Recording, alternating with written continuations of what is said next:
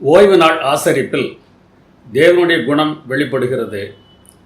அதை அனுபவித்து வாழ நாம் கற்றுக்கொள்ள வேண்டியது அவசியமாக இருக்கிறது. அதை குறித்து நாம் இன்றைக்கு பார்க்க இருக்கிறோம். தேவனை பற்றிய அறிவே அறிவு, தேவனே ஆசிரியர், சிந்திக்க பழகுவதே கல்வி என்பதை நாம் ஆரம்பத்திலிருந்து பார்த்து வருகிறோம். தேவன் நல்லவர் என்பதை 7 நாட்களிலும் கற்பது தான் மெய்யான கல்வி. எனவே எவ்வாறு நாம் அதை கற்றுக்கொள்கிறோம் என்பதை இன்னும் சற்று விளக்கமாக இன்றைக்கு நாம் பார்க்க இருக்கிறோம். தேவ குணத்தை கற்றுக்கொண்டால் உண்மையான இளைப்பாறுதல் நம்முடைய வாழ்க்கையிலே நமக்கு கிடைக்கும். ஜெபம் பண்ணுவோம். சர்வலோகத்தையும் சிருஷ்டித்து பராமரித்து வருகிற எங்கள் அன்புள்ள தேவனே, நீர் எவ்வளவு தூரம் நல்லவர் என்பதை சிருஷ்டிப்பிலும் நீர் எங்களுக்கு தந்திருக்கிற இளைப்பாறுதலிலும் நாங்கள் கற்றுக்கொள்ளத்தக்கதாக எங்கள் கண்களை திறந்தரல வேண்டுமாய் எங்கள் அருமைநாதர் இயேசு நாமத்தில் வேண்டுகிறோம் பரமபிதாவே, ஆமேன்.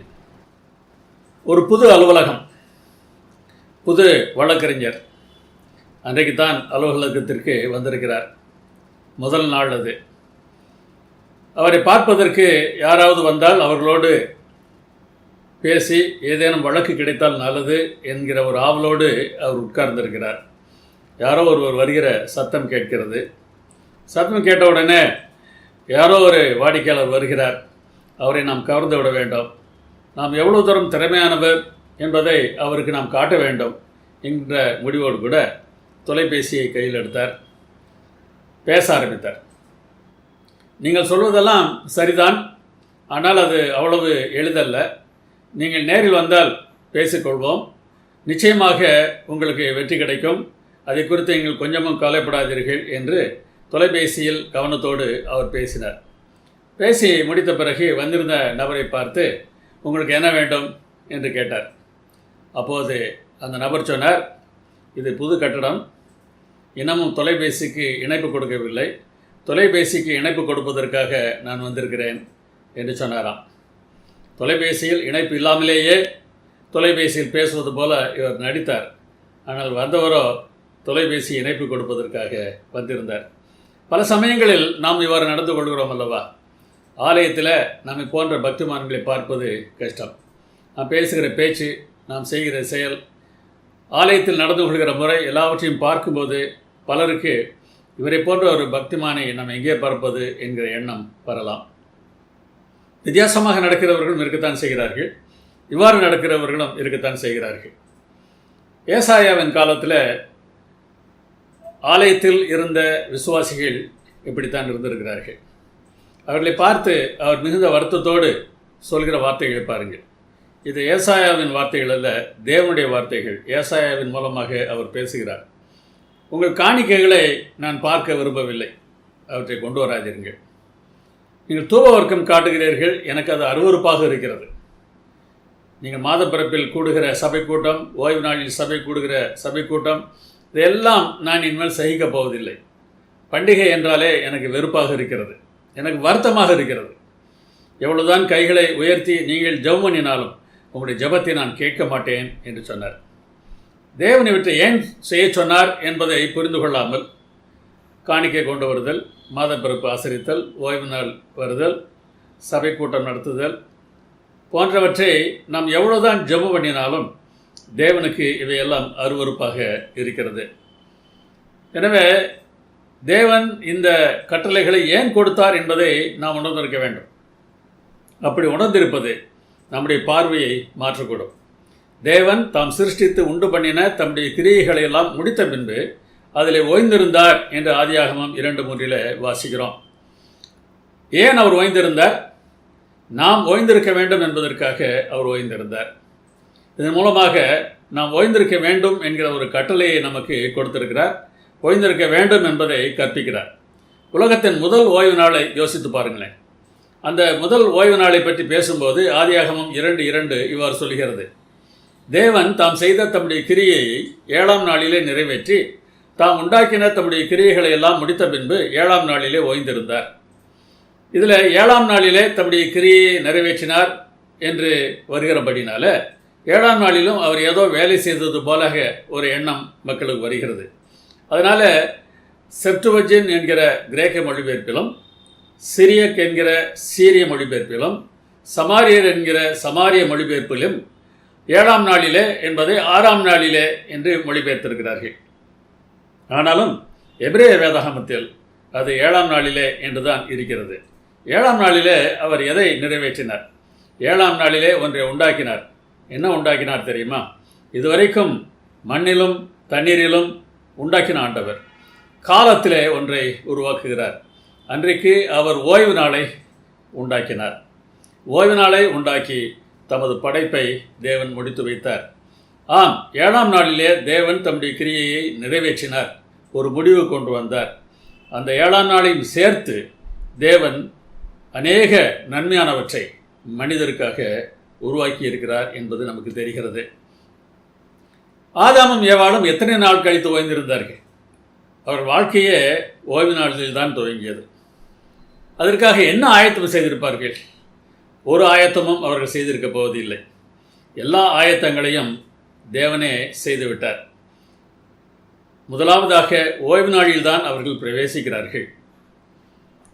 அந்த ஓய்வு நாளில் அவர்கள் என்ன செய்திருப்பார்கள்? நமக்கு வேதாகமத்தில் ஒன்றும் சொல்லப்படவில்லை. ஆனால் தேவன் அவர்களோடு பேச வந்ததாக ஆதியாகமம் 3ஆம் அதிகாரத்திலே பார்க்கிறதுனால அந்த நாளை அவர்கள் தேவனோடு செலவிட்டிருப்பார்கள். பார்க்கிற ஒவ்வொன்றையும் இது என்ன இது என்ன என்று அவர்கள் கேட்டிருக்கலாம். அவர்கள் கேட்ட கேள்விகளுக்கெல்லாம் தேவன் நிச்சயமாக பதில் சொல்லியிருப்பார். அமெரிக்காவிலே ஜார்ஜ் வாஷிங்டன் கார்வர் என்று ஒருவர் இருந்தார். நான் ஜார்ஜ் வாஷிங்டனை பற்றி சொல்லவில்லை, ஜார்ஜ் வாஷிங்டன் கார்வர் என்கிற ஒரு விஞ்ஞானியை குறித்து சொல்லுகிறேன். அவர் சிறு வயதில் தன்னுடைய தகப்பனை இழந்தவர்.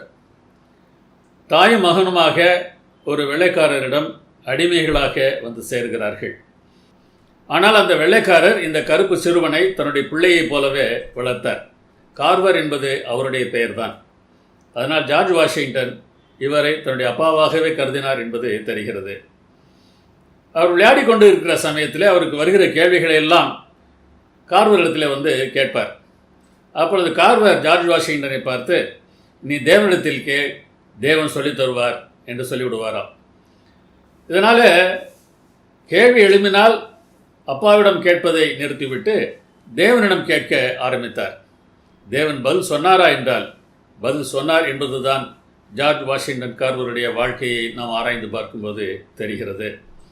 அநேக இயற்கை காரியங்களுக்கான அர்த்தத்தை அவர் கண்டுபிடித்தார். தேவன் அவரை இந்த விதமான ஒரு அறிவாளியாக வளர்த்தார். நாமும் கூட இந்த ஓய்வு நாளில் இயற்கையை நாம் பார்க்க ஆரம்பித்தோம் என்றால் எவ்வளோ வித்தியாசமானதாக இருக்கும். ஒருமுறை இவருக்காக செய்யப்பட்ட ஒரு வரவேற்பு விழாவில் இவர் வந்தபோது அந்த பூங்காவின் காவல்காரன் இவரை உள்ளே அனுமதிக்கவில்லை. இவரை பார்த்தால் இவர் ஒரு விஞ்ஞானியாக அவனுக்கு தெரியவில்லை, முக்கியமானவராக அவருக்கு தெரியவில்லை. எனவே அவன் உள்ளே விட மறுத்து கொண்டிருந்த போது அந்த விஞ்ஞானி காவல்காரனை பார்த்து சொன்னார், அந்த செடிக்கு வலிக்கிறது போல இருக்கிறது, அது அழுது கொண்டிருக்கிறது, நீ என்ன செய்கிறாய்? அதுக்கு வேரில் ஒரு கட்டி வந்திருக்கிறது என்று சொல்லியிருக்கிறார். தோட்டக்காரனுக்கு கோபம் வந்தது. நீ தோண்டிப்பார், உனக்கு புரியும் என்று ஜார்ஜ் வாஷிங்டன் கார்வர் அவனுக்கு சொல்லுகிறார். தோண்டி பார்த்தபோது அந்த செடியின் வேரிலே ஒரு பெரிய கட்டி இருந்தது. இதை எப்படி கண்டுகொண்டாய்? நீ யார் என்று கேட்டபோது தான் இவர் யார் என்பதை அவன் புரிந்து கொண்டான். இவருக்காகத்தான் அங்கே கூடத்திலே அநேகர் காத்திருக்கிறார்கள் என்பதை புரிந்தபோது அவரிடத்தில் மன்னிப்பு கேட்டு உள்ளே அனுமதித்தான் என்று வாசித்தேன். அந்த அளவிற்கு இயற்கையின் சூழ்நிலைகளை பார்த்து இதற்கு காரணம் என்ன என்பதை கண்டுபிடிக்கக்கூடிய அறிவு தேவனிடத்திலிருந்து அவருக்கு கிடைத்தது. நாமும் கூட இந்த ஓய்வு நாளில் தேவன் எப்படியெல்லாம் படைத்திருக்கிறார் என்பதை குறித்து நாம் சிந்தித்தோம் என்றால் நம்முடைய மனது எவ்வளவு தூரம் இளைப்பாறக்கூடியதாக இருக்கும் என்பதை யோசித்து பாருங்கள். ஓய்வு நாள் என்பது ஏதோ கடமைக்கென்று சில ஆராதனைகளிலே பங்கு பெறுவதல்ல, தேவனுடைய இளைப்பாறுதலில் பங்கு பெறுவதாகும். ஷாபத் என்கிற எபிரேய வார்த்தை தான் சாபத் அல்லது ஓய்வு நாள் என்று மொழிபெயர்த்திருக்கிறார்கள். ஷாபத் என்கிற வார்த்தையுடைய அர்த்தம் என்னவென்றால் அசையாமல் உட்கார்ந்து இருப்பது. மனிதன் புரிந்து கொள்ளக்கூடிய ஒரு மொழியிலே ஷாபத் என்கிற வார்த்தையை ஓய்வு நாளுக்கு தேவன் பயன்படுத்தி இருக்கிறார். அவருக்கு உட்கார்ந்திருக்க வேண்டிய அவசியமில்லை. வேலை செய்ததினால் சோர்வு அவருக்கு வந்திருக்க போவதில்லை. பூமியின் கடையாந்தரங்களை சிருஷ்டித்த கர்த்தராகிய அநாதி தேவன் சோர்ந்து போவதில்லை என்று வேதாகமும் சொல்கிறது. அவர் இளைப்படைவதில்லை என்று வேதாகமும் சொல்கிறது. அவரை நாம் ஆராய்ந்து முடியாது என்று வேதாகமும் சொல்கிறது. எனவே அவர் சோர்ந்து போய் அந்த நாளிலே ஓய்ந்திருந்தார் என்பதல்ல, சோர்ந்து போய் அசையாமல் உட்கார்ந்திருந்தார் என்பது அல்ல. அவருக்கு இளைப்பாறுதல் தேவையில்லை, நமக்காக அவர் இளைப்பாறினார் என்பது நமக்கு புரிகிறது. சில சமயங்களிலே ஓய்வு நாளிலே நாங்கள் வேலை செய்வதில்லை என்று யாரிடத்திலாவது சொல்லி பாருங்கள். அவர்கள் சொல்வார்கள், நீங்கள் வேலை செய்ய மாட்டீர்களா, அப்படியானால் சாப்பிடுவீர்களா என்று கேட்பார்கள். சாப்பிடுகிற வேலையை பற்றி அவர் இங்கே சொல்லவில்லை. தேவன் வேலையை நிறுத்தினார் என்பதற்காக உண்மையிலேயே பிரபஞ்சத்தில் அவர் செய்து கொண்டிருந்த கிரியைகள் எல்லாம் நிறுத்திவிட்டாரா? யோவான் 5:17 யூதரை பார்த்து இயேசு இப்படி சொன்னார், என் பிதா இதுவரைக்கும் கிரியை செய்து வருகிறார், நானும் கிரியை செய்து வருகிறேன் என்றார். ஓய்வு நாளிலே அவர் சொல்லுகிறார், என் பிதா கிரியை செய்கிறார், நானும் கிரியை செய்கிறேன் என்கிறார். அப்படி தேவன் கிரியை செய்யவில்லை என்றால் இந்த உலகம் நிலைத்திருக்காது. சர்வத்தையும் தம்முடைய வல்லமையுள்ள வசனத்தினாலே தாங்குகிறவர் என்று எபிரேயர் 1:3 வாசிக்கிறோம். எல்லாம் அவருக்குள் நிலைநிற்கிறது என்று கொலோசியர் 1:17 வாசிக்கிறோம். அவருடைய கிரியை இன்றி எதுவும் இயங்க முடியாது. அப்படியானால் தேவன் ஓய்வு நாளிலே வேலை செய்யாமல் இருந்தால் இந்த உலகம் எப்படி இயங்க முடியும்? இந்த உலகம் எப்படி நிலைத்து நிற்க முடியும்? அவர் வேலை செய்து கொண்டு தான் இருக்கிறார். ஆனால் அன்றைக்கு ஓய்வு நாளிலே அந்த வேலையை நிறுத்தினார் என்பது நாம் ஓய்ந்திருப்பதற்காக அவர் ஒரு ஏற்பாட்டை செய்தார் என்பது நாம் புரிந்து கொள்ள வேண்டும். அவர் செய்த ஏற்பாட்டை வேண்டாம் என்று தள்ளுவது எந்த விதத்திலே சரியானதாக இருக்கும் என்பதை யோசித்து பாருங்கள். தேவன் ஒரு கட்டளை கொடுக்கிறார் என்றால் அந்த கட்டளை ஒவ்வொன்றும் ஒரு வாக்குறுதி தான். கட்டளைப்படி நடப்பதற்கு தேவையான சகலத்தையும் அவரே தருகிறாரே. ஆதாம் ஏவாள் முதல் ஓய்வு நாளை ஆசரிப்பதற்கு அவர்கள் என்ன ஆயத்தம் செய்தார்கள்? ஒன்றையும் செய்யவில்லை. அவருடைய வாழ்க்கையின் முதல் நாளில் தானே தேவனோடு பேசி பழகி ஓய்ந்திருந்த ஒரு அனுபவத்தை நாம் பார்க்கிறோம். அந்த அனுபவத்தை உடையவர்களாக நாம் இருக்க வேண்டும் என்பதை ஒவ்வொரு ஓய்வு நாளும் வெளிப்படுத்துகிறது. நாம் நன்றாக இருப்பதை விரும்புகிற தேவ குணம் இதில் வெளிப்படுகிறது. நமக்கு தேவையான எல்லாவற்றையும் அவர் தர விரும்புகிறார்.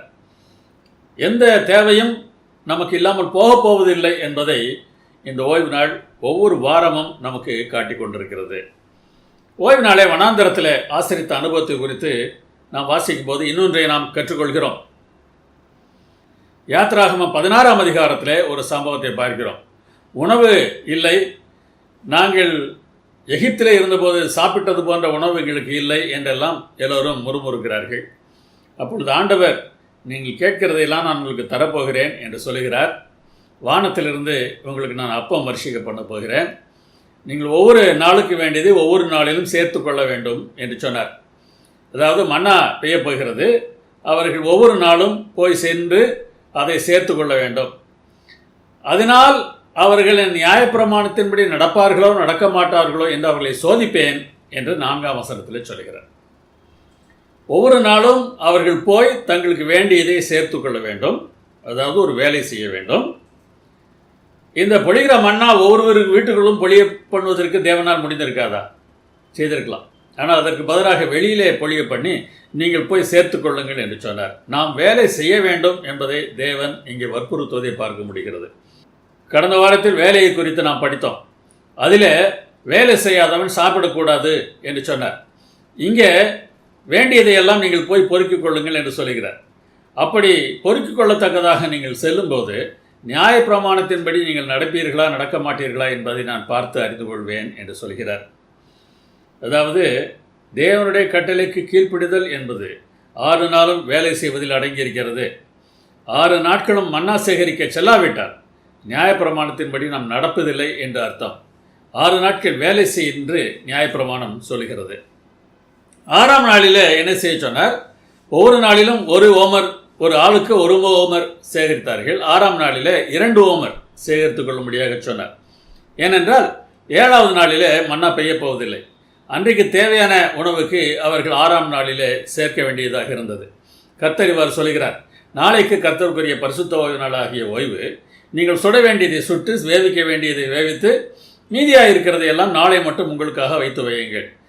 எவ்வளவு சுட வேண்டுமோ அவ்வளவு சுடுங்கள், எவ்வளவு வேவிக்க வேண்டியுமோ அவ்வளவு வேவியுங்கள், மீதியானதை அடுத்த நாளுக்காக நீங்கள் வைத்து வையுங்கள் என்று சொன்னார். ஓய்வு நாளில் நடந்தது என்ன? மோசே கட்டளையிட்டபடியே அதை மறுநாள் வரைக்கும் வைத்து வைத்தார்கள். அப்பொழுது அது நாரவும் இல்லை, அதிலே பூச்சி பிடிக்கவும் இல்லை. யாத்திராகமம் 16:24. 6வது நாளில் அவர்கள் சேகரித்தது கெட்டுப்போகாமல் 7ஆம் நாளிலும் இருந்தது. ஆனால் மற்ற நாட்களில் என்ன நடந்தது? மோசையின் சொல் கேளாமல் சிலர் அதில் விடியற்காலம் மட்டும் கொஞ்சம் மீதியாய் வைத்தார்கள். அது பூச்சி பிடித்து நாற்றம் எடுத்தது. மற்ற நாட்களில் மிச்சம் வைத்தால் அது பூச்சி பிடித்து நாற்றம் எடுத்தது. 6வது நாளில் அவர்கள் மிச்சம் வைத்தால் 7வது நாளிலே அது நாரவும் இல்லை, பூச்சி பிடிக்கவும் இல்லை. எவ்வளோ பெரிய அற்புதம் என்பதை பாருங்கள். ஆனால் 7வது நாளிலும் சேர்ப்பதற்கு சிலர் போனார்கள். அவர்கள் அதை காணவில்லை. ஆசீர்வாதம் இல்லை. ஒருவேளை நீங்கள் நினைக்கலாம், 7வது நாளில் வேலை செய்கிறவர்கள் அதற்குரிய சம்பளத்தை பெறாமலா இருக்கிறார்கள், என்னை விட அதிகமாக சம்பளம் வாங்கத்தானே செய்கிறார்கள் என்று ஒரு வேளை நீங்கள் நினைக்கலாம். தேவனுடைய ஆசீர்வாதத்தால் நமக்கு கிடைக்கக்கூடிய ஐஸ்வர்யத்திற்கும் அவருடைய ஆசீர்வாதம் இல்லாமல் கிடைக்கக்கூடிய ஐஸ்வர்யத்திற்கும் வித்தியாசம் இருக்கிறது. நீதிமொழிகள் 10:22 வாசித்து பாருங்கள். தேவனுடைய ஆசீர்வாதம் இருக்கும் என்றால் அந்த ஆசீர்வாதத்தில் வேதனை இருக்காது என்று சொல்லப்பட்டிருக்கிறது.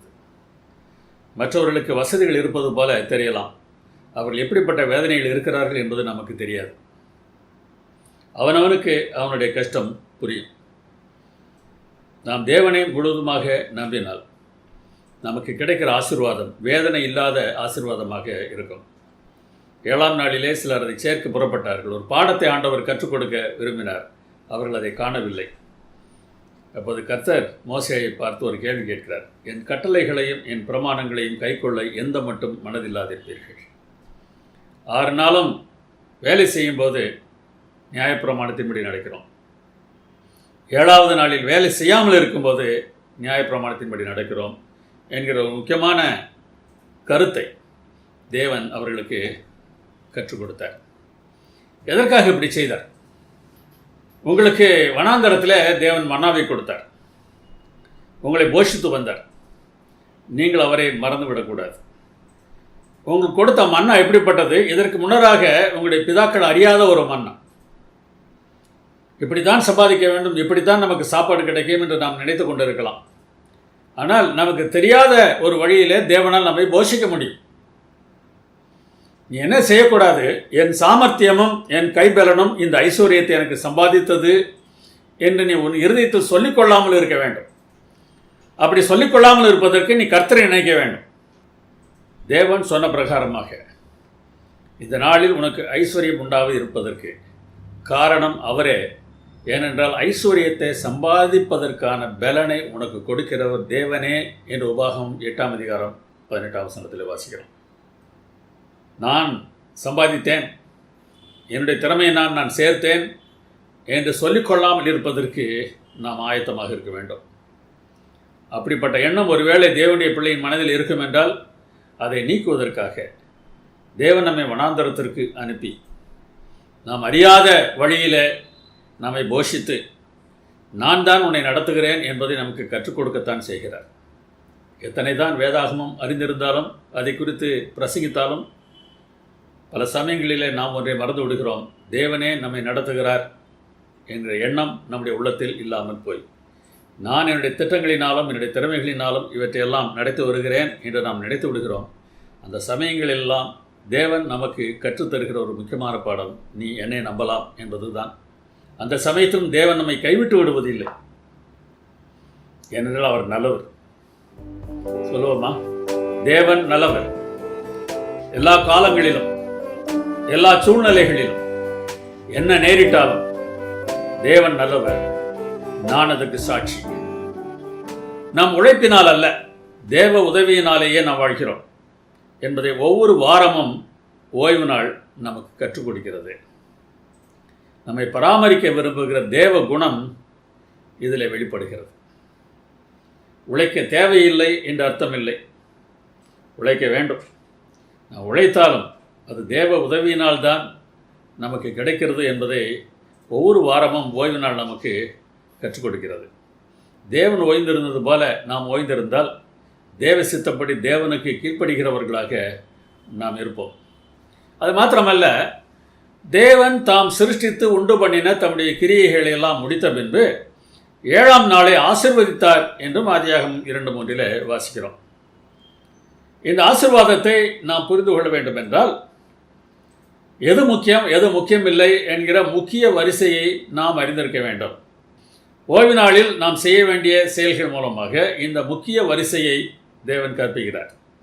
ஏற்கனவே நாம் பார்த்தது போல தேவனை நாம் நம்பினால் 6ஆம் நாளில் சேகரிக்கப்படுகிற உணவு 7ஆம் நாளிலே கெட்டுப்போகாமல் இருக்கும் என்பதை அந்த இஸ்ரேல் மக்களுக்கு கற்பித்து கொடுத்தார். அதிகாரங்களுக்கு கீழ்ப்படிய வேண்டும் என்று வேதாகமம் சொல்கிறது. ஆனால் தேவனுக்கு விரோதமாக ஒன்றை செய்யுமாறு ஒரு அதிகாரம் சொல்லுமானால் அந்த அதிகாரத்திற்கு நாம் கீழ்ப்படிய வேண்டுமா? யோசித்து பாருங்கள். நாம் கீழ்ப்படிய தேவையில்லை. அப்படியானால் ஒரு முக்கிய வரிசை இருக்கிறது என்பதை நாம் புரிந்து கொள்ள முடிகிறது. பிரதான ஆசாரியன் மற்ற ஆசாரியர்கள் சேர்ந்து பேதுருவையும் யோவானையும் பார்த்து இனிமேல் இதை குறித்து நீ பேசக்கூடாது என்று சொன்னபோது தேவனுக்கு கீழ்ப்படுகிறதை பார்க்கிறோம், மனுஷருக்கு கீழ்ப்படுகிறது சரிதானா என்கிற ஒரு கேள்வி கேட்டார்கள். அதிகாரிகளுக்கு நாம் கீழ்ப்படிய வேண்டும் தான். ஆனால் தேவனுக்கு கீழ்ப்படியாதே என்று ஒரு அதிகாரம் நமக்கு சொல்லும் என்றால் நாம் தேவனுக்குத்தான் கீழ்ப்படிய வேண்டும். அதனால் நமக்கு எந்த நஷ்டமும் ஏற்பட்டு விடப் போவது இல்லை. உங்கள் வாழ்க்கையில் இதை நீங்கள் செய்து பார்த்திருந்தால் புரிந்து கொள்ள முடியும். தேவன் சொற்படி நடத்தல், மனிதர் சொற்படி நடத்தல், இந்த இரண்டில் தேவன் சொற்படி நடத்தல் முதலிடத்தை பெறுகிறது. இதை நாம் தெளிவாக புரிந்திருக்க வேண்டும். 2 கட்டளைகளுக்கு இடையே பிரச்சனை வரும்போது எந்த கட்டளைக்கு முக்கியத்துவம் கொடுக்க வேண்டும் என்பதை நாம் அறிந்திருக்க வேண்டும். ஓய்வு நாளை ஆசரித்தலிலும் இதை நாம் புரிந்திருக்க வேண்டும். ஓய்வு நாளை ஆசரி என்று வேதாகமம் சொல்கிறது. பெற்றோரை கனப்படுத்து என்றும் வேதாகமம் சொல்கிறது. பெற்றோர் உங்களை பார்த்து ஓய்வு நாளை ஆசரிக்காதே என்று சொன்னால் நீங்கள் என்ன செய்வீர்கள்? இங்கே ஒன்றுக்கு தான் நாம் கீழ்ப்படிய முடியும். ஒன்று, தேவனுடைய வார்த்தையின்படி ஓய்வு நாளை ஆசரிக்க வேண்டும், அல்லது பெற்றோரின் கட்டளைப்படி ஓய்வு நாளை ஆசரிக்காமல் இருக்க வேண்டும். நாம் என்ன செய்ய வேண்டும்? இதில் எது முக்கியம் என்பதை நாம் தீர்மானிக்க வேண்டியது அவசியமாக இருக்கிறது. வேதாகமத்தில் இந்த முக்கிய வரிசையை நாம் புரிந்து கொள்ளாததினால பல சமயங்களிலே சாத்தான் நம்மை ஏமாற்றி முக்கியம் அல்லாததை முக்கியப்படுத்தி முக்கியமானதை கடைபிடிக்க விடாமல் தடுத்து விடுகிறான். அந்த கண்ணிக்குள் நாம் சிக்கிவிடாதிருக்க நாம் மிகவும் எச்சரிக்கையாக இருக்க வேண்டும். தேவனுடைய பிள்ளைகள் யோசிக்க வேண்டும், எது முக்கியம் என்கிற ஒரு காரியத்தை இந்த ஓய்வு நாள் ஆசரிப்பில் நாம் கற்றுக்கொள்ள வேண்டியது அவசியமாக இருக்கிறது. ஒரு முறை ஓய்வு நாளில் அவர் ஜெபாலயத்தில் போதகம் பண்ணி கொண்டிருந்தார். 18 வருஷமாக கூனியாக இருந்த ஒரு பெண் அங்கே இருந்தார். ஒரு பிசாசு அவளை பிடித்திருந்ததுனால அவள் அந்த நிலையில் இருந்தார். இயேசு அவளை பார்த்தபோது அவளை அழைத்து, ஸ்திரியே, நீ விடுதலையாக்கப்பட்டாய் என்று சொன்னார். சொல்லி அவள் மேலே தமது கையை வைத்தார். உடனே அவள் நிமிர்ந்து தேவனை மகிமைப்படுத்தினார் என்று லூக்கா 13ஆம் அதிகாரம் 12-13 வசனங்களிலே வாசிக்கிறோம். ஜெபாலய தலைவனுக்கு உடனே கோபம் இருந்தது. ஏன்? இயேசு ஓய்வு நாளிலே சோகமாக்கினார். அவரை பார்த்து சொல்கிறான், வேலை செய்கிறதுக்கு 6 நாள் உண்டே, அந்த நாட்களிலே நீங்கள் சுகமாக்கி கொள்ளுங்க, ஓய்வு நாளில் அப்படி செய்யலாகாது என்றான். அவன் செய்தது சரிதானா, சொன்னது சரிதானா? யோசித்து பாருங்கள். இன்றைக்கு கூட நாமும் இதுபோல மாறுவதற்கு வாய்ப்பு இருக்கிறது. எது முக்கியம் என்பதை ஓய்வு நாள் ஆசரிப்பில் அவன் புரிந்து கொள்ளாததினாலே அவன் பேசிய வார்த்தைகள் இது. இதை நாம் தெளிவாக அறிந்திருக்க வேண்டும். உடனே ஆண்டவர் அவனை பார்த்து சொன்னார், மாயக்காரனே என்றார். ஏன் மாயக்காரனே என்று சொல்கிறார்? ஒரு பெண் 18 ஆண்டுகளாக சுகமில்லாமல் இருக்கிறாள். அவள் சுகமாக வேண்டும் என்பதுதான் அந்த சபையின் போதகனாக அவன் விரும்பி இருக்க வேண்டிய ஒன்று. ஆனால் இங்கே கோபப்படுகிறார். அப்போது ஆண்டவர் ஒரு ஓமையை சொல்கிறார். ஒரு ஓய்வு நாளில் எருதாவது கழுதையாவது தொழுவத்திலே நீ கட்டியிருந்தால் அதற்கு நீ தண்ணீர் காட்டுவது இல்லையா என்று கேட்கிறார். இது வேலை, நான் செய்ய மாட்டேன், அது பட்டினி கிடக்கட்டும் என்று விட்டு விடுகிறாயா? ஒரு கழுதையின் மேலும் எருதின் மேலும் நீ காட்டுகிற ஒரு அன்பை ஒரு மனுஷின் மேலே நீ காட்டக்கூடாதா? இவள் ஆபிரகாமின் குமாரத்தி என்கிறார். 18 வருஷமாக இவள் கஷ்டப்பட்டு வருகிறாள் என்று சொல்கிறார். இந்த கட்டிலிருந்து அவிழ்த்து விட வேண்டியது என்னுடைய கடமை அல்லவா என்கிறார். ஆம், எது முக்கியம் என்பதை உணராததினாலே அந்த ஜெபாலய தலைவனுக்கு கோபம் வந்தது. நாமும் அப்படி நடந்து கொள்கிறோமா? சீஷர்களின் ஓய்வு நாள் ஆசரிப்பில் ஒரு முறை பரிசேயர்கள் குற்றம் கண்டுபிடித்தார்கள். அப்போது இயேசு என்ன சொன்னார் என்று பார்ப்போமா? அதற்கு முன்பாக உபாகமத்தில் ஒரு வசனத்தை நாம் பார்க்க வேண்டும். பிறனுடைய விளைச்சலில் பிரவேசித்தால் உன் கையினால் கதிர்களை கொய்யலாம், நீ அந்த விளைச்சலில் அரிவாளை இடலாகாது. கைகளால் சில கதிர்களை கொய்து நீ சாப்பிடலாம், ஆனால் அரிவாள் வைத்து நீ விளைச்சலை அறுக்கக்கூடாது என்று உபாகமம் 23:25 சொல்கிறது. ஒருவேளை இந்த நாட்களில் நம்முடைய விளைச்சலில் யாராவது வந்து கைகளினால் கதிர்களை கொய்தால் கூட நான் விடமாட்டோம். ஐயோ பாவம், வழிபோக்கர் சாப்பிட்டு விட்டு போகட்டும் என்று ஒருவேளை நாம் விட்டோம் என்றால், இப்படி கைகளினால் கதிர்களை கொய்தே மக்களும் வயலை சூறையாடி விடுவார்கள். அந்த நாட்டில் வித்தியாசமான ஒரு சூழ்நிலை இருந்திருக்கிறது என்பதை புரிந்து கொள்ள முடிகிறது. பசியோடு ஒரு இருக்கிறான் என்றால் பசியாற்றிக் கொள்வதற்கு நீ வயலிலே பறித்து சாப்பிடலாம் என்று அனுமதிக்கக்கூடிய தன்மை இருந்திருக்கிறது. இதை மனதில் வைத்துக்கொண்டு இந்த சம்பவத்தை பாருங்கள். இயேசு ஒரு ஓய்வு நாளிலே பயிர் வழியே போனார். அவருடைய சீஷர்களுக்கு பசியாக இருந்தார்கள். உடனே கதிர்களை கொய்து சாப்பிட ஆரம்பித்தார்கள். இந்த சம்பவத்தை மத்தேயு 12ஆம் அதிகாரத்தில் நாம் பார்க்கிறோம். அவர்கள் ஏன் குற்றம் சொன்னார்கள்? ஓய்வு நாளில் அறுவடை செய்வது தவறு, போரடிப்பது தவறு, தூற்றுவது தவறு. திரையில் தெரிகிற படத்தை பாருங்கள். முதலில் தெரிகிற சீடன் கதிர்களை கொய்கிறார். இவர் அறுவடை செய்து விட்டாராம். அடுத்தவர் கைகளினாலே அதை கசக்குகிறார். அவர் போரடித்து விட்டாராம். அவர் தானியத்தையும் பதரையும் பிரிக்கிறார். மூன்றாவது படத்தில் உள்ளவர் அவர் தூற்றுகிறாராம்.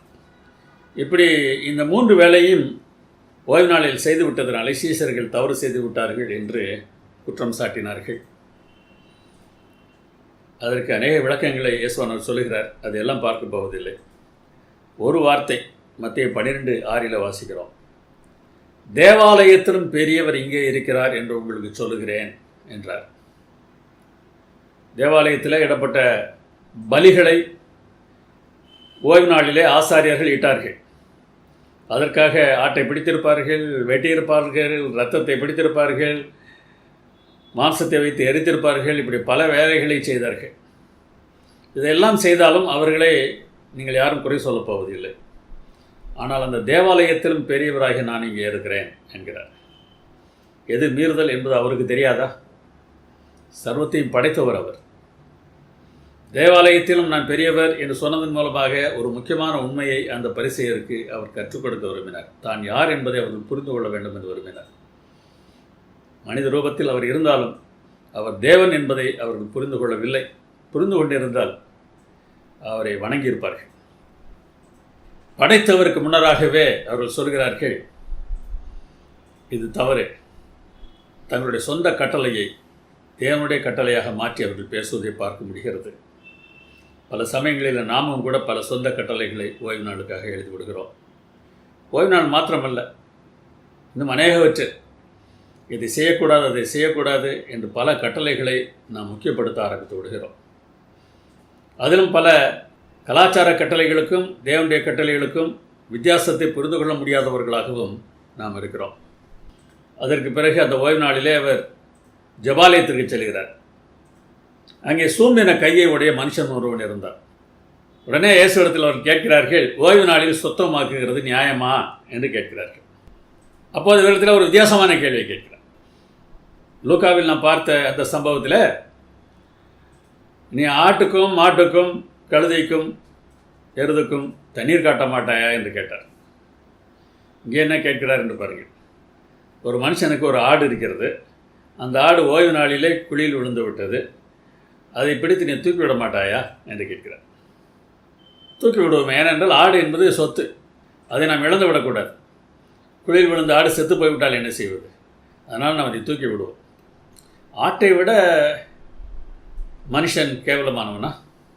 ஆட்டை பாட்டில் மனுஷனானவன் எவ்வளவோ விசேஷித்திருக்கிறான். அதனால் ஓய்வு நாளிலே நன்மை செய்வது நியாயம்தான் என்று சொன்னார். பிறகு அந்த மனுஷனை பார்த்து அவர் சொன்னார், உன் கையை நீட்டு என்றார். அவன் கையை நீட்டினான். அது மறு கையைப் போல சொஸ்தமாயிற்று. மத்திய 12ஆம் அதிகாரம் 13ஆம் வசனம். அப்பொழுது பரிசேயருக்கு எவ்வளவு தூரம் கோபம் வந்தது என்றால், அவரை கொலை செய்ய வேண்டும் என்று அவர்கள் ஆலோசனை பண்ண ஆரம்பித்தார்கள்.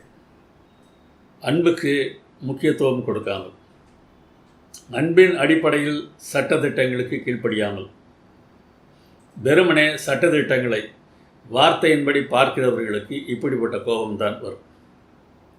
அன்புக்கு கீழ்ப்படுகிறவர்கள் மற்றவர்கள் கீழ்ப்படியாதிருப்பதை பார்க்கும்போது அவர்கள் மேல் இரக்கமும் பரிதாபமும் தான் வருமே தவிர கொலை செய்யத்தக்கதான வெறி வராது. நீங்கள் எவ்வாறு ஓய்வு நாளை கைக்கொள்கிறீர்கள்?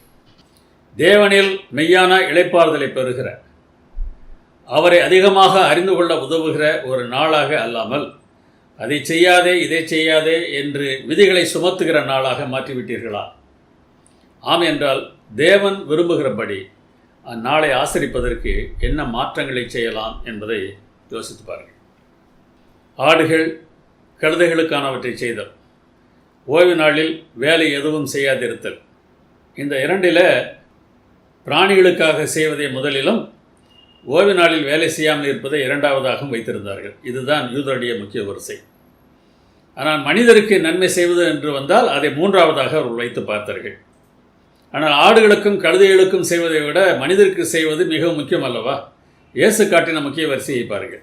பிற மனிதரின் நன்மைக்கானவற்றை செய்தல் முதலிடம், ஆடுகள் கழுதைகளுக்கானவற்றை செய்தல் இரண்டாம் இடம், ஓய்வு நாளில் வேலை எதுவும் செய்யாதிருத்தல் மூன்றாவது இடம்.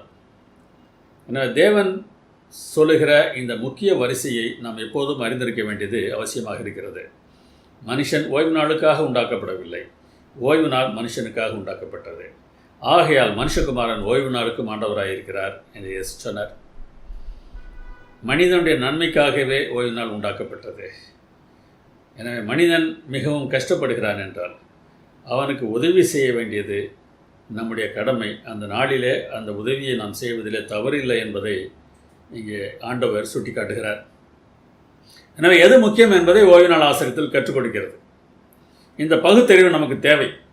நாம் பகுத்தறிவு உள்ளவர்களாக இருப்பதை விரும்புகிற தேவ குணம் இதில் வெளிப்படுகிறது. இந்த முக்கிய வரிசையை பற்றி ஏசாயா மூலமாகவும் தேவன் சொன்னதை நாம் பார்ப்போம். நீங்கள் உபவாசிக்கும் நாளிலே உங்கள் இச்சையின்படி நடந்து உங்கள் வேலைகளை எல்லாம் கட்டாயமாய் செய்கிறீர்கள் என்ற ஏசாயா 58:3 வாசிக்கிறோம்.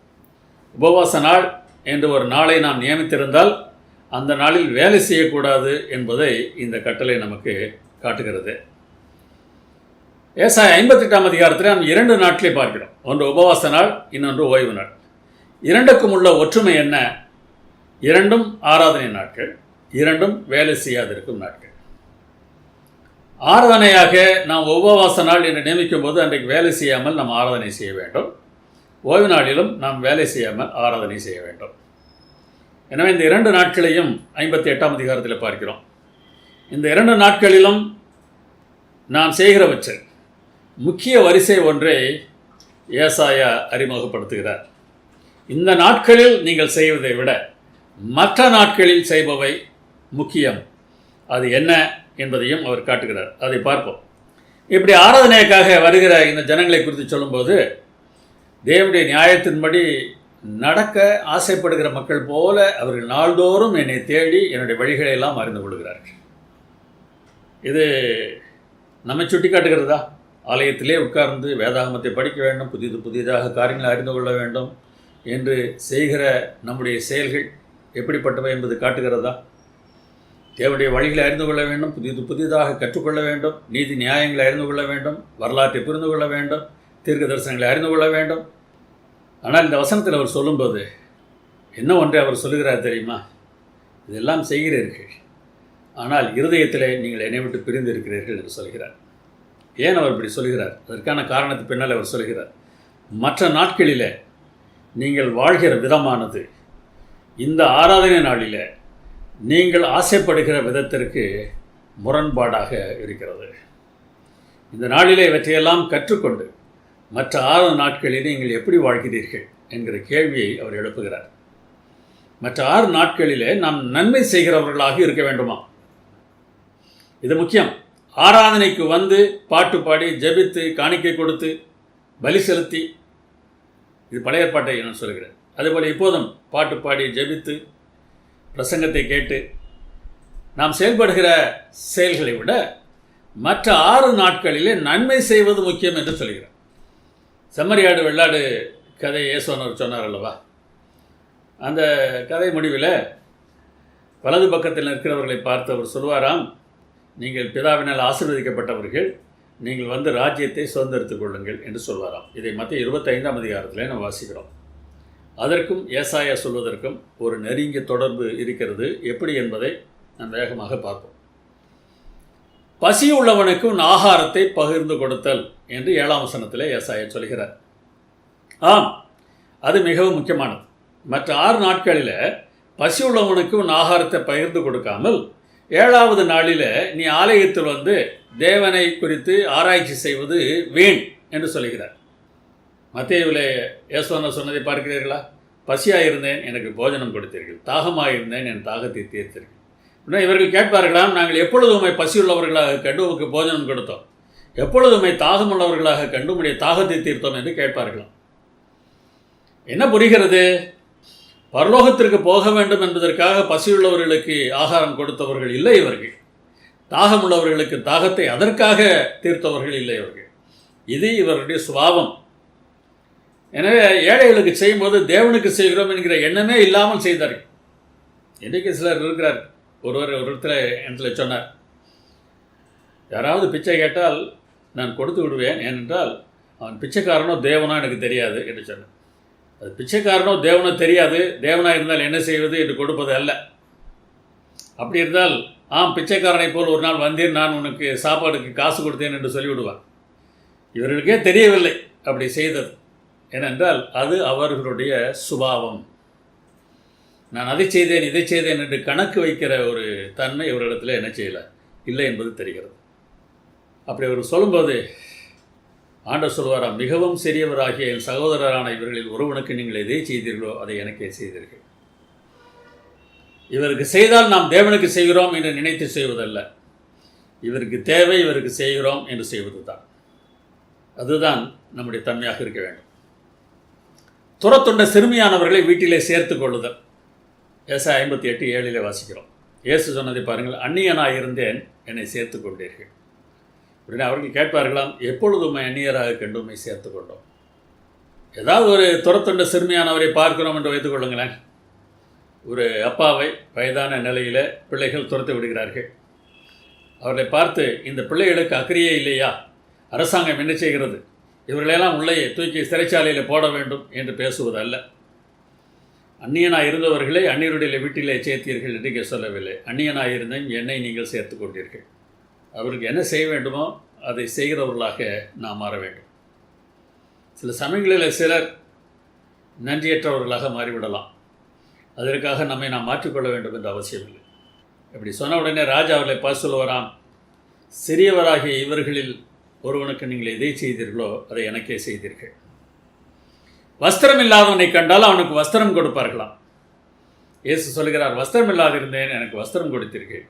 எப்பொழுது உம்மை வஸ்திரம் இல்லாதவராக கண்டோம், உங்களுக்கு வஸ்திரம் கொடுத்தோம் என்று அவர்கள் கேட்கும்போது, மிகவும் சிறியவராகிய என் சகோதரரான இவர்களில் ஒருவனுக்கு நீங்கள் எதை செய்தீர்களோ அதை எனக்கே செய்தீர்கள் என்று இயேசு சொல்வார்.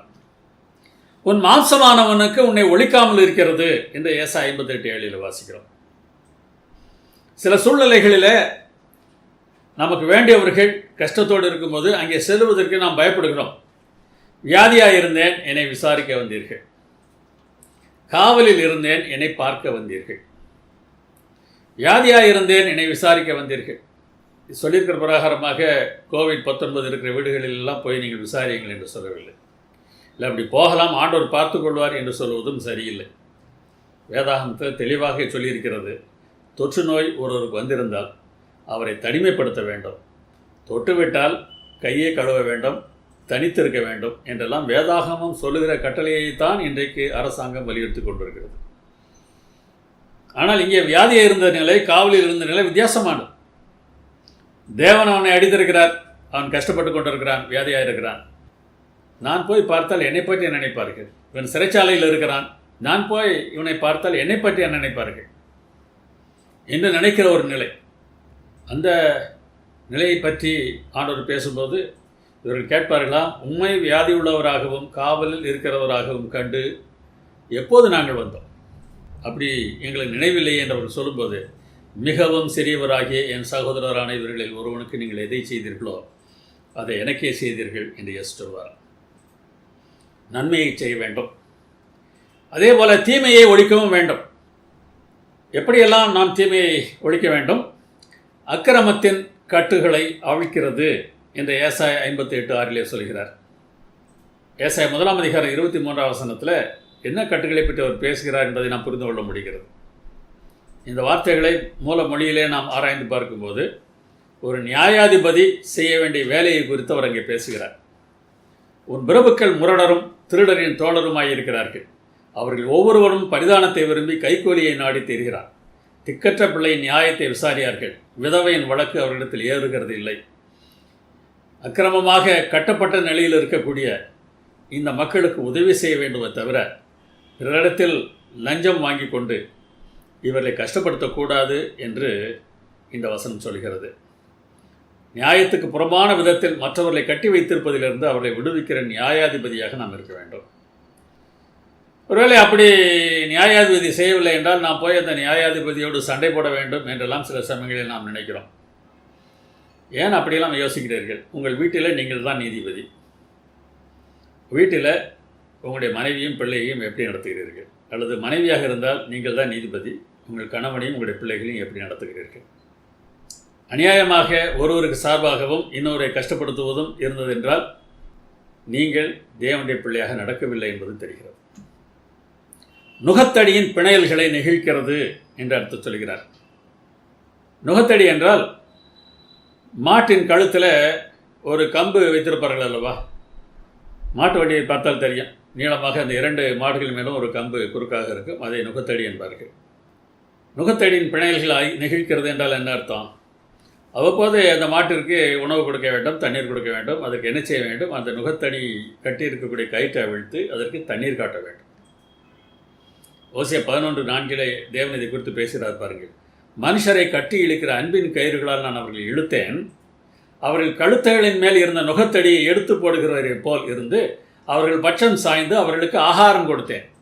எப்படி இந்த மாடுகளுக்கு ஆகாரம் கொடுப்பதற்காக அந்த நுகத்தடி கட்டியிருந்த அந்த கயிற்றை அவிழ்க்கிறோமோ அதுபோல் மனிதரை கட்டியிருக்கக்கூடிய பிணையல்களை நாம் நெகிழ்க்க வேண்டும்.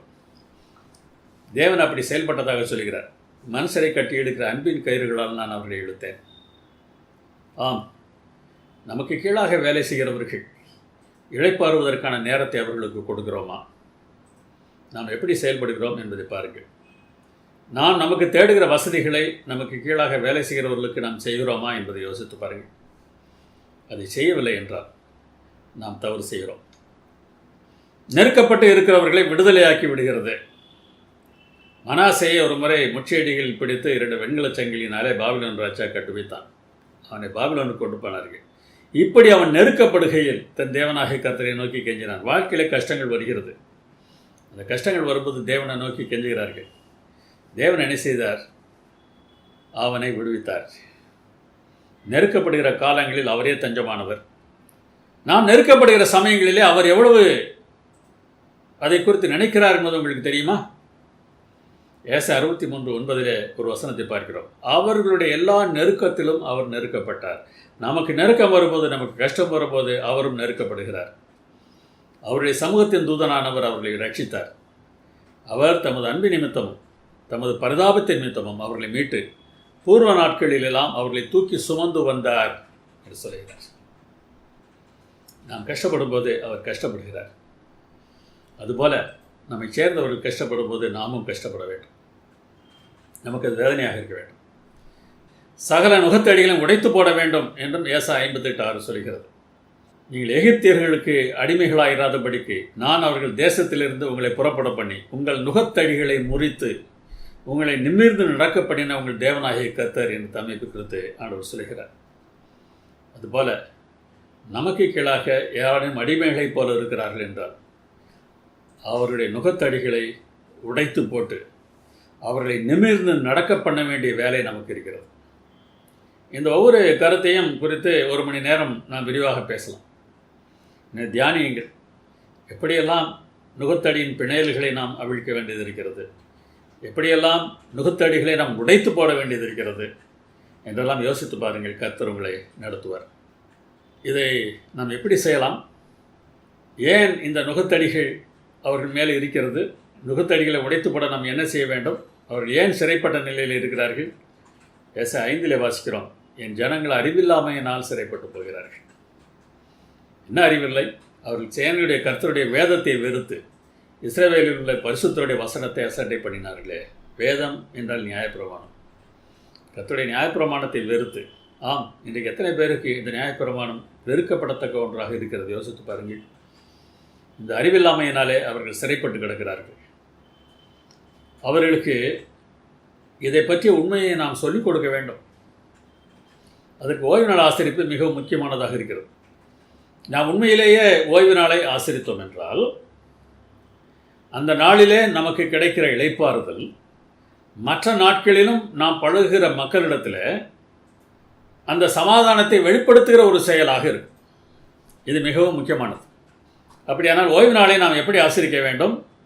அவர் சொல்லுகிறார் 58:13, என் பரிசுத்த நாளாகிய ஓய்வு நாளிலே உனக்கு இஷ்டமானதை செய்யாமல் உன் சொந்த பேச்சை பேசாமல் இருந்து. இஷ்டமானதுன்னா என்னது? ஒரு முறை குறும்புத்தனமாக என்னிடத்தில் ஒன்று சொல்லப்பட்டது. எனக்கு ஜெபம் பண்ணுவதும் வேதம் வாசிப்பதும் இஷ்டமானது, ஓய்வு நாளில் உனக்கு இஷ்டமானதை செய்யாதே என்று ஆண்டவர் சொல்லுகிறார். எனவே ஓய்வு நாளிலே நான் ஜெபிக்கக்கூடாதா, வேதம் வாசிக்கக்கூடாது என்று குறும்புத்தனமாக ஒருவர் கேட்டார். அதற்காகத்தானோ என்ன தெரியவில்லை, இஷ்டமானது என்ன என்பதை அதற்கு முன்பே ஆண்டவர் வைத்து விடுகிறார். 58:3 அந்த இஷ்டமானது எது என்பதை பற்றி பேசுகிறார். நீங்கள் உபவாசிக்கும் நாளில் உங்கள் இச்சையின்படி நடந்து, இங்கே இச்சை என்கிற வார்த்தை 13 இஷ்டமானது என்று மொழிபெயர்க்கப்பட்டிருக்கிறது. எபிரேய மொழியில் இரண்டும் ஒரே வார்த்தை தான். அப்படியானால் இஷ்டமானது என்பதை போட்டு இங்கே வாசிப்போம். நீங்கள் உபவாசிக்கும் நாளிலே உங்கள் இஷ்டமானதின்படி நடந்து உங்கள் வேலைகளை எல்லாம் கட்டாயமாய் செய்கிறீர்கள். இங்கே இஷ்டமானது என்று எதை சொல்கிறார்? நம்முடைய வேலைகளை செய்தல், நம்முடைய பிஸ்னஸ், நம்முடைய தொழில்கள், சம்பாதிப்பதற்கான வேலைகள். இன்னும் அவற்றை நீங்கள் செய்யாமல் சொந்த பேச்சை பேசாமல் இருந்து, உங்களுடைய தொழில் சம்பந்தமான, உங்கள் வேலை செய்ய சம்பந்தமான சொந்த பேச்சை நீங்கள் பேசாமல் இருந்து. யாரும் சொந்தக்காரங்க வந்தாங்கன்னா எப்படி இருக்கீங்க, நல்லா இருக்கீங்கலாம் கேட்கக்கூடாதுன்ற அர்த்தம் கிடையாது. இதெல்லாம் வேலை சம்பந்தமானது. அவற்றை செய்யாமல் இருந்து ஓய்வு நாளே மனமகிழ்ச்சி நாள் என்றும். ஐயோ வேலை போச்சேன்னு கவலைப்பட்டு இருக்கிறதில்ல. வேலையெல்லாம் செய்யாமல் இருந்தாலும் அந்த நாளை மனமகிழ்ச்சி நாள் என்றும், கர்த்தருடைய பரிசுத்த நாளை மகிமையுள்ள நாள் என்றும் சொல்லி அதை மகிமையாக எண்ணு என்று கட்டளை கொடுக்கிறார். ஓய்வு நாளிலே இவ்வாறு சமாதானமாக ஒரு மனிதனால் இருக்க முடியும் என்றால், தன்னுடைய வேலையை அந்த 24 மணி நேரம் மறந்து தேவன் எனக்கு இருக்கிறார், அவர் எனக்கு போதுமானவர் என்று இருக்க முடியும் என்றால், அந்த தன்மை மற்ற 6 நாட்களிலும் வெளிப்படும். என் தேவன் என்னை பாதுகாப்பார் என்று நினைக்கிறதுனால எவரையும் நாம் அழிக்க வேண்டும், ஒழிக்க வேண்டும் என்கிற எண்ணம் நமக்கு இருக்காது. ஒருவேளை என்னை ஒழிக்க வேண்டும் என்று யாராவது பார்த்தால் தேவன் அவர்களை பார்த்துக் கொள்வார். அந்த இளைப்பாறுதல் நம்முடைய உள்ளத்தில் இருக்க வேண்டும். வருத்தப்பட்டு பாரம் சுமக்கிறவர்களே, நீங்கள் எல்லாரும் என்னிடத்தில் வாருங்கள், நான் உங்களுக்கு இளைப்பாறுதல் தருவேன் என்று சொன்னாரே, அந்த இளைப்பாறுதலை 7ஆம் நாளிலே ஒருவன் பெற்றுக்கொள்ள முடியும் என்றால், மற்ற 6 நாட்களில் மற்றவர்களோடு பழகும்போது அந்த இளைப்பாறுதலை அவர்களுக்கும் கொடுக்கிறவனாக அவன் மாறுவான். அதைத்தான் இந்த 8 கட்டளைகளில் பார்த்தோம். நன்மையான 4 செய்ய வேண்டும், தீமையான 4 நாம் மாற்றி நன்மையாக மாற்ற வேண்டும் என்று ஏற்கனவே ஏசாயா சொன்னார் அல்லவா? இவற்றை மற்ற நாட்களில் நாம் செய்தால் ஓய்வு நாளை உண்மையிலேயே ஆசரிப்போம். ஓய்வு நாளில் உண்மையான இளைப்பாறுதலை பெற்றால் மற்ற 6 நாட்களிலும் அதை செய்வோம். இது ஒரு சுழற்சியாக, இந்த சுழற்சி வேகமாக சுழல தகுந்த விதத்தில் நாம் செயல்படும் போது 7 நாட்களிலும் நாம் வாழ்கிற வாழ்க்கை வித்தியாசமானதாக இருக்கும். அப்பொழுது கர்த்தரில் மனமகிழ்ச்சியாக இருப்பாய். பூமியின் உயர்ந்த இடங்களில் உன்னை ஏறி இருக்கும்படி பண்ணி உன் தகப்பனாகிய யாக்கோபுடைய சுதந்திரத்தால் உன்னை போஷிப்பேன். கர்த்தருடைய வாய் இதை சொல்லிற்று. ஏசாயா 58:14. மனிதர் மேல் அன்பு இல்லாதவர்கள், தேவன் மேல் அன்பு இல்லாதவர்கள். தேவனிடத்தில் அன்பு கூறுகிறேன் என்று ஒருவன் சொல்லியும் தன் சகோதரனை பகைத்தால் அவன் பொய்யன் என்று 1 யோவான் 4:20 வாசிக்கிறோம். காண்கிற ஒரு மனிதனிடத்தில் அன்பு கூற முடியவில்லை என்றால், காணாத தேவனிடத்தில் அன்பு காட்டுகிறேன் என்று சொல்வது பொய் தானே, அது மாய்மாலம் தானே. அப்படிப்பட்ட மாய்மாலத்திலிருந்து நாம் தப்ப தகுந்த விதத்தில் நம்முடைய வாழ்க்கையை மாற்ற வேண்டும். மற்ற 6 நாட்கள் எப்படி வாழ வேண்டும் என்பதை ஓய்வு நாள் ஆசரித்தல் கற்றுக் கொடுக்கிறது. அவருடைய பிள்ளைகளாகிய நாம் அனைவரும் ஒருவரோடு ஒருவர் அன்பாக இருப்பதை விரும்புகிற தேவ குணம் இதில் வெளிப்படுகிறது. அது மாத்திரமல்ல, ஓய்வு நாள் மூலமாக தேவன் பரிசுத்தத்தையும் கற்பிக்கிறார். தேவன் தாம் சிருஷ்டித்து உண்டு பண்ணின தம்முடைய கிரியைகள் எல்லாம் முடித்த பின்பு 7ஆம் நாளை பரிசுத்தமாக்கினார் என்று ஆதியாகமம் 2:3 வாசிக்கிறோம். அதாவது ஓய்வு நாளை தேவன் பிரித்தெடுத்தார். அது தேவனுக்காக பிரித்தெடுக்கப்பட்ட நாள். பரிசுத்த நாள் என்றால் அதுதான் அர்த்தம். பரிசுத்த நாள் என்றால் அங்கே ஏதோ ஒரு சுத்தம் இருக்கிறது. மற்ற நாட்களெல்லாம் அசுத்தம், அந்த நாள் சுத்தம் என்ற அர்த்தம் இல்லை. அந்த நாள் ஒரு விசேஷித்த நாள், சிறப்பான நாள் என்று தான் அர்த்தம். அந்த நாளிலே அவர்கள் வழக்கமாக சபை கூடினார்கள். பவுல் அங்கே பிரசங்கம் பண்ணினார் என்றெல்லாம் நாம் வேதத்தில் வாசிக்கிறோம். அந்தியோகியா என்கிற ஊரிலே சென்று பவுல் பிரசங்கித்தார். யூதருடைய ஜெபாலயத்தில் பிரசங்கித்தார். அங்கேருந்து புறப்படும் போது அடுத்த ஓய்வு நாளிலே இந்த வசனங்களை தங்களுக்கு சொல்ல வேண்டும் என்று புறஜாதியார் வேண்டிக் கொண்டார்கள் என்று அப்போஸ்தலர் 13:42 வாசிக்கிறோம். சிலர் இந்த வசனங்களை பார்க்கும்போது யூதர்கள் ஓய்வு நாளிலே கூடுவார்கள், எனவே ஓய்வு நாளிலே போய் பிரசங்கித்தார் என்று சொல்கிறார்கள். அது உண்மைதான். ஏன்னா அடுத்த ஓய்வு நாளில் தான் அவர்கள் மீண்டுமாக கூடுவார்கள். அப்போது அவர்களுக்கு அவர் பிரசங்கித்தார் என்று சொல்கிறார்கள். அது சரியாக இருக்கலாம். ஆனால் எதற்காக புறஜாதியார் இந்த வசனங்களை அடுத்த ஓய்வு நாளிலே தங்களுக்கு சொல்ல வேண்டும் என்று கேட்டுக்கொண்டார்கள்? யூதர்கள் போன்றவர்கள் இல்லையே. ஏனென்றால் இந்த ஓய்வு நாள் புறஜாதியாருக்கும் உரியது. அது மாத்திரமில்லை, இங்கே ஜெபாலயத்திற்கு வந்த புறஜாதியார் ஓய்வு நாளை ஆசரித்திருப்பார்கள் என்பது நமக்கு தெளிவாக தெரிகிறது. ஜெபாலயத்தில் கூட வேண்டியிருந்த காரணத்தினால்தான் அவர்கள் ஓய்வு நாளிலே பிரசங்கம் பண்ணினார்கள் என்று ஒருவேளை நாம் நினைத்தோம் என்றால், அப்போஸ்தலர் 16:13 ஒரு வித்தியாசமான ஒரு சூழ்நிலையை நமக்கு சொல்கிறது. ஓய்வு நாளில் நாங்கள் பட்டணத்துக்கு வெளியே போய் ஆற்றின் அருகே வழக்கமாக ஜெபம் பண்ணுகிற இடத்தில் உட்கார்ந்து அங்கே கூடி வந்த ஸ்திரீகளுக்கு உபதேசித்தோம். இது பிலிப்பியில் நடந்தது. இங்கே ஜெபாலயம் இல்லை, ஊருக்கு வெளியே ஆற்றின் அருகே கூடுகிறார்கள். எந்த நாளில் வேண்டுமானாலும் குடியிருக்கலாமே. ஓய்வு நாள் தேவையில்லை என்கிற எண்ணம் பவுலுக்கு இருந்திருக்குமானால், நாளைக்கும் வாருங்கள், மறுநாளும் வாருங்கள், ரட்சிப்பை குறித்த காரியங்களை நாம் தியானிப்போம் என்று அவர் கூப்பிட்டிருப்பார். கொரிந்தியர் பாருங்கள், கூடார தொழில் செய்கிற 2 பேரோடு கூட பவுல் அங்கே தங்கியிருந்தார். தானும் அந்த தொழில் செய்கிறவனானபடியினாலே அவர்களிடத்தில் தங்கி வேலை செய்து கொண்டு வந்தான். ஓய்வு நாள் தோறும் அவன் ஜெபாலயத்திலே சம்பாஷணை பண்ணி யூதருக்கும் கிரேக்கருக்கும் பற்றி சொன்னான். மற்ற 6 நாட்களிலும் வேலை செய்து 7ஆம் நாளிலே ஜெபாலயத்திலே தேவனை பற்றி அவன் அறிவித்தான். அப்போஸ்தலர் 18:3. இந்த வசனங்கள் எல்லாம் ஒன்றை நமக்கு காட்டுகிறது. அந்த நாளை பரிசுத்தமான நாளாக பவுல் நினைத்தார். அந்த நாளிலே சபை கூடினார்கள் என்பது தெரிகிறது. நாம் கர்த்தருக்குள் வித்தியாசமாக வாழ அழைக்கப்பட்டிருக்கிறோம் என்பதை ஓய்வு நாள் ஆசரிப்பு நமக்கு கற்றுத்தருகிறது. நம்மை வித்தியாசப்படுத்த விரும்புகிற தேவ குணம் இதில் வெளிப்படுகிறது. எனவே நாமும் வித்தியாசமானவர்களாக வாழ முடியும். ஏற்கனவே சபை கூடுதலை பற்றி வாஸ்தவம் அல்லவா? அந்த நாள் சபை கூடுவதற்காக தேவனால் நியமிக்கப்பட்ட நாள் என்று வேதாகமம் சொல்கிறது. லேவியராகமம் 23:3 பாருங்கள். 6 நாளும் வேலை செய்ய வேண்டும், 7ஆம் நாள் பரிசுத்த சபை கூடுதலான ஓய்வு நாள். அதிலே ஒரு வேலையும் செய்ய வேண்டாம். அதில் உங்கள் வாசஸ்தலங்களிலெல்லாம் கர்த்தருக்கு என்று ஓய்ந்திருக்கும் நாளாக இருப்பதாக. அந்த நாளிலே கர்த்தருக்கு என்று ஓய்ந்திருக்க வேண்டும். அநேகர் இது ஓய்வு நாள், இந்த நாளிலே நான் ஓய்ந்திருக்க வேண்டும், இளைப்பாற வேண்டும், அதுதான் முக்கியம் என்று சொல்கிறார்கள். வசனத்தை நன்றாக கவனியுங்கள். உங்கள் வாசஸ்தலங்களிலெல்லாம் ஓய்ந்திருக்கும் நாள் என்று சொல்லவில்லை, உங்கள் வாசஸ்தலங்களிலெல்லாம் கர்த்தருக்கு என்று ஓய்ந்திருக்கும் நாள். இது வெறும் இளைப்பாறுதலை குறித்து பேசவில்லை. கர்த்தருக்கு என்று நாம் ஓய்ந்திருக்க வேண்டும். என்ன செய்ய வேண்டும்? பரிசுத்த சபை கூட வேண்டும். இது எப்படி நடக்கும்? பலியிடுகிற வேலையை எருசலேமில் தவிர வேறு எங்கும் செய்யக்கூடாது என்று பழைய ஏற்பாடு சொல்கிறதே என்று சிலர் எதிர்ப்பு தெரிவிக்கிறார்கள். எனவே அங்கே சபை கூடியிருப்பதற்கு வாய்ப்பு இல்லை என்றும் சொல்கிறார்கள். வாய்ப்பு இல்லாத ஒன்றை தேவன் சொல்லுவாரா?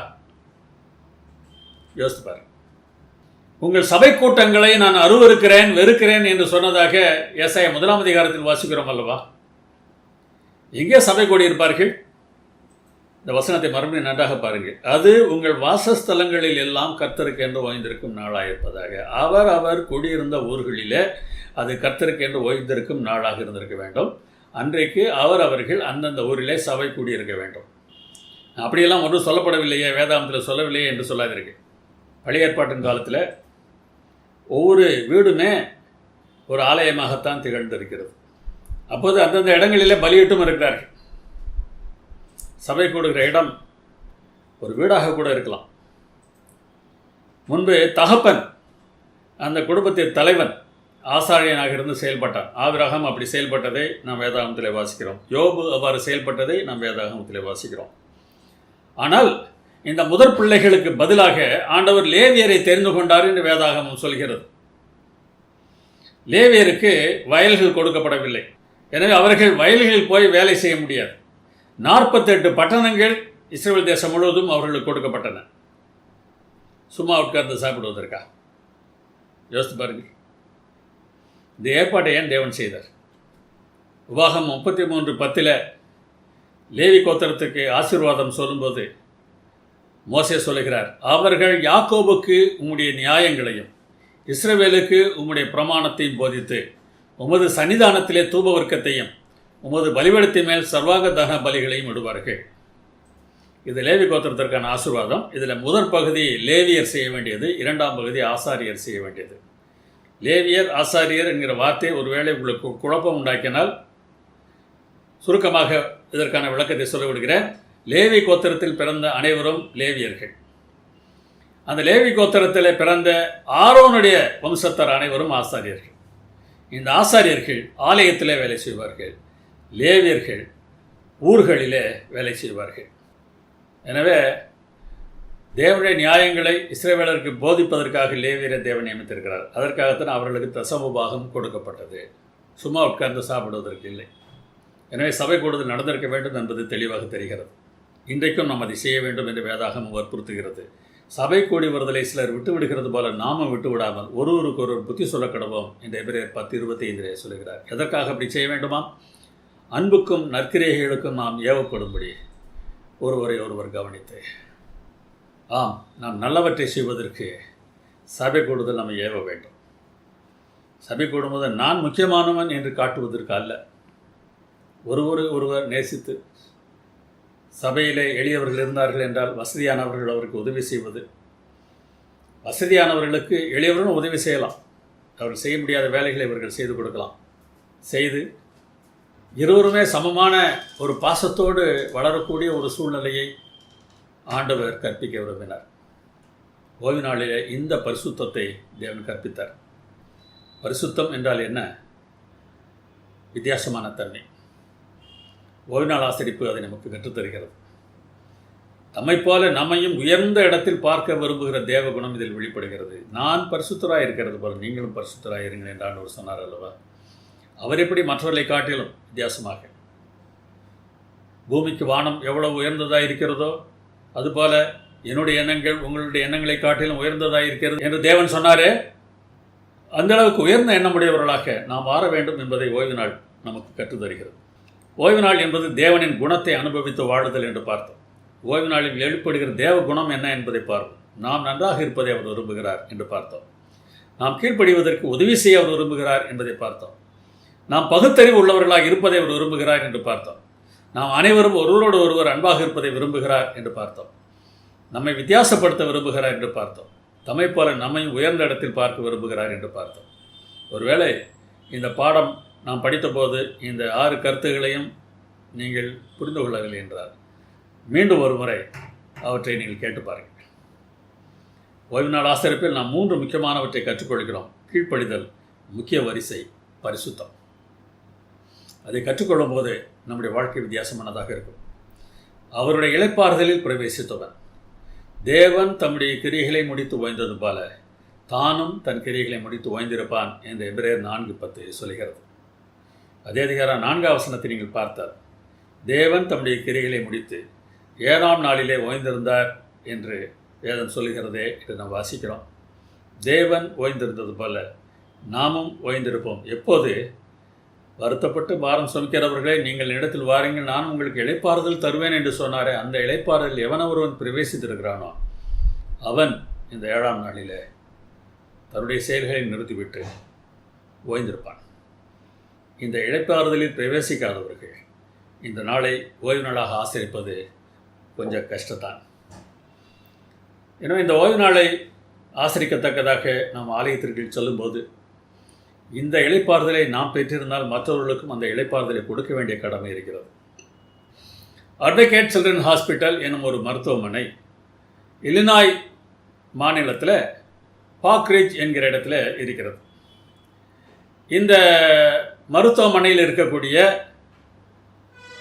புற்றுநோய் துறை வருடத்திற்கு ஒரு முறை ஹெட்ஸ் இன் த வீட்ஸ் என்று ஒரு நிகழ்ச்சியை நடத்துகிறது. ஒரு வருடத்திலும் ஆகஸ்ட் மாதத்தில் இந்த நிகழ்ச்சி நடக்கிறதாக சொல்கிறார்கள். இதுவரை 39 நிகழ்ச்சிகள் இவ்வாறு நடந்திருக்கிறது, அல்லது 39 ஆண்டுகள் இந்த நிகழ்ச்சியை நடத்திருக்கிறார்கள். இது ஒரு பிக்னிக். இந்த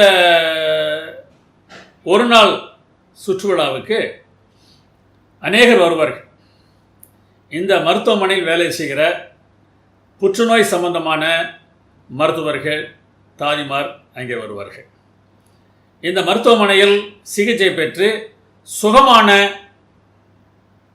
வியாதியஸ்தர்கள், புற்றுநோய் வியாதியஸ்தர்கள் வருவார்கள். இப்போது சிகிச்சை எடுத்துக்கொண்டிருக்கிற வியாதியஸ்தரும் இங்கே வருவார்கள். சிறு பிள்ளைகள் வரும்போது அவருடைய பெற்றோர்களும் கூட வருவார்கள். இப்படிப்பட்ட இந்த பிக்னிக்கு நிக்கலாஸ் கூயி என்பவர் சில ஆண்டுகளுக்கு முன்னராக சென்றார். அவர் சென்றபோது ஒரு சிறுவன், இவரும் அந்த கஷ்டத்தை அனுபவித்தவர். அங்கே வந்திருந்த மற்ற நோயாளிகளை எல்லாம் பார்த்தபோது இவர் மனது வேதனையால் நிறைந்தது என்று சொல்கிறார். ஏனென்றால் இந்த கெமோதெரப்பி எடுத்துக்கொள்வதனாலே தலையிலே முடிகளை இழந்து மொட்டையாக இருக்கக்கூடிய மக்களை அவர் பார்க்க முடிந்தது. இந்த சிகிச்சையினாலே உடல் மெலிந்து மிகவும் ஒல்லியாக இருக்கக்கூடிய மக்களை அவரால் பார்க்க முடிந்தது. வலி உடைய நோயாளிகளை அவர் இங்கே பார்க்க முடிந்தது. இவர்களெல்லாம் பார்த்தபோது எப்போது சுகம் கிடைக்கும் ஆண்டவரே என்றுதான் என்னால் யோசிக்க முடிந்தது. இப்போதே இவர்கள் எல்லோரையும் சுகமாக்கிவிட்டால் எவ்வளவு நல்லது என்றுதான் என்னால் யோசிக்க முடிந்தது. எனக்கு சுகம் கிடைத்திருந்தது. அந்த சுகம் இவர்களுக்கும் கிடைத்தால் எவ்வளவு நல்லது என்றுதான் என்னால் யோசிக்க முடிந்தது. அந்த ஜபாலய தலைவன் சொன்னது போல, வேலை செய்வதற்கு 6 நாட்கள் உண்டே, இன்றைக்கு நீங்கள் வராதீர்கள், போங்கள் என்று துரத்தக்கூடிய ஒரு நினைப்பு எப்படி அந்த ஜபாலய தலைவனுக்கு வந்தது என்று என்னால் புரிந்து கொள்ள முடியவில்லை என்று சொல்கிறார். புரிகிறதா? நான் எவ்வளவு கஷ்டப்பட்டேன் என்பது எனக்கு தெரிகிறது. அந்த கஷ்டத்தை இவர்கள் அனுபவித்துக் கொண்டிருக்கிறார்கள். இவர்களுக்கு உடனே விடுதலை கிடைக்காதா என்கிற எண்ணம்தான் என்னை நிறைத்தது என்று சொல்கிறார். ஆலயம் அப்படிப்பட்ட ஒரு பிக்னிக் இடம்தாங்க. வருஷத்துக்கு ஒரு முறை இல்லை, 7 நாளைக்கு ஒரு முறை நம்ம போகிற இடம். இது பாவமே இல்லாத பரலோகம் இல்லை, நோயாளிகள் நிறைந்த மருத்துவமனை. ஆம், நோயாளிகள் நிறைந்த மருத்துவமனை. தேவனை நம்ப முடியாமல் தவிக்கிற நோயாளிகள் நிறைந்த மருத்துவமனை. பெருமை, பொறாமை, எரிச்சல், இந்த பாவங்களெல்லாம் நிறைந்திருக்கிற மனிதர்கள் கூடியிருக்கிற ஒரு மருத்துவமனை. பாவமே இல்லாதவர்கள் அங்கே வர வேண்டிய அவசியம் இல்லை. பாவம் உள்ளவர்கள் தான் அங்கே கொடுக்குறோம். இந்த பிக்னிக்கை எதற்காக வைக்கிறார்கள்? ஒருவரை ஒருவர் ஊக்கப்படுத்துவதற்காக. நான் கஷ்டப்பட்டேன், எனக்கு சுகம் கிடைத்தது, உனக்கும் சுகம் கிடைத்து விடும் என்று சொல்வதற்கு. நானும் உன்னை போல கஷ்டப்பட்டு கொண்டிருக்கிறேன், கவலைப்படாதே, நமக்கு சுகம் கிடைக்கும் என்று மற்றவர்களுக்கு சொல்வதற்கு அவர்கள் அங்கே ஒன்று கூடுகிறார்கள். ஆலயத்தில் கூட நாம் அதற்காகத்தான் கூடுகிறோம்.